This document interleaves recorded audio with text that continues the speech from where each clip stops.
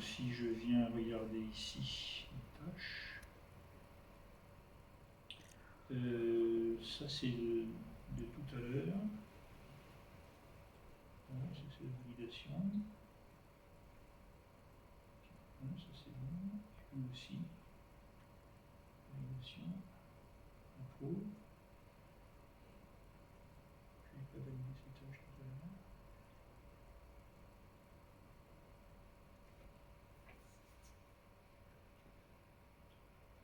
Donc je vais vous montrer ici les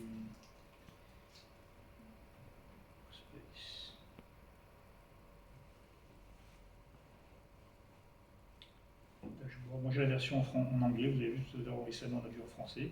Donc au niveau des dashboards, c'est-à-dire la capacité de créer des graphiques que je vais pouvoir faire par rapport au nombre de voitures qui ont été louées, les montants. Donc là on avait, c'est un peu petit, mais coupé, familial, vous arrivez à voir ça. Donc on a fait des KPI, donc on a des dashboards qui sont soit techniques, soit de business. Donc les process monitoring sont ces dashboards beaucoup plus business, c'est-à-dire combien j'ai de processus, pardon, beaucoup plus technique, combien j'ai de processus ouverts en ce moment, à quoi ils ressemblent. Là pour l'instant je n'ai pas beaucoup d'ouverts, c'est tout à zéro puisque j'ai rien qui tourne en ce moment. Mais l'idée c'est de voir quels sont les processus qui existent, quel est le type de charge de travail qu'ils ont dessus, les trends, c'est-à-dire est-ce que ça va plutôt dans le sens d'avoir des processus qui s'accumulent ou bien est-ce qu'ils sont plutôt en train de se finir. Donc là, on a un ensemble de graphiques de point de vue technique. Là, il n'y a rien à faire. Ils viennent comme ça.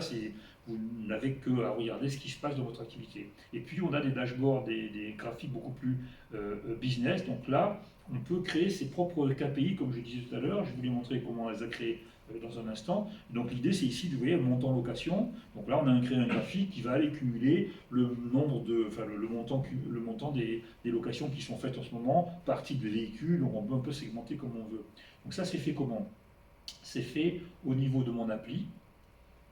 Je crée mes fameux KPI, mes Key Performance Indicators.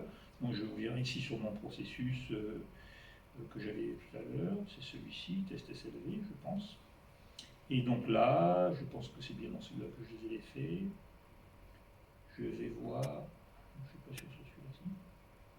Je vais voir ici mes indicateurs qui sont les KPI que j'ai créés. Donc je peux venir me créer un indicateur ici en disant, eh bien je vois la dimension, mesure, attribut. La dimension c'est plutôt l'axe des X, c'est-à-dire c'est qu'est-ce que je vais mesurer.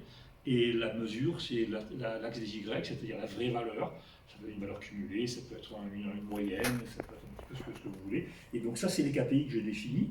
Donc je peux avoir autant de KPI que je veux qui correspondent à quelque chose de spécifique dans mon processus. Ça peut être une durée, ça peut être un montant, ça peut être une valeur quelconque par rapport à ce qui est pertinent pour vous. Et après, donc, comme je vous l'ai montré, donc on peut créer des graphiques qu'on veut qui vont nous donner ces valeurs-là. Alors, les graphiques, on peut les exporter, les récupérer dans Excel pour faire de l'analyse dessus, des macros, ce qu'on veut. Donc c'est un moyen, on a dit que c'était important tout à l'heure, de savoir comment va mon business en fait. Comment vend mon process et qu'est-ce qui me permet de le gérer. Et puis je vais finir avec ça en fait, c'est ce que je vais vous montrer en dernier. Je suis très déçu de ne pas avoir mis mon robot.